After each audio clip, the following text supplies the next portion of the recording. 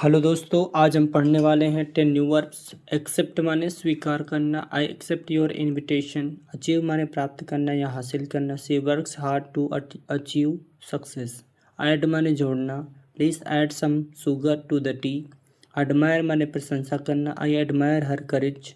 Ask माने पूछना, I ask him about the homework.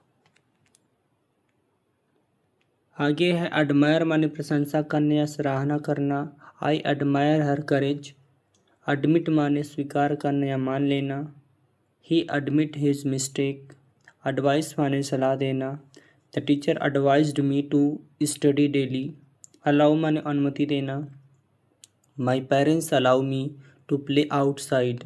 Answer माने उत्तर देना, she answered the question correctly. Arrive माने पहुंचना। इसका सेंटेंस आप खुद बना के हमको मैसेज करेंगे। मिलते हैं अगली वीडियो में। जय हिंद, जय भारत।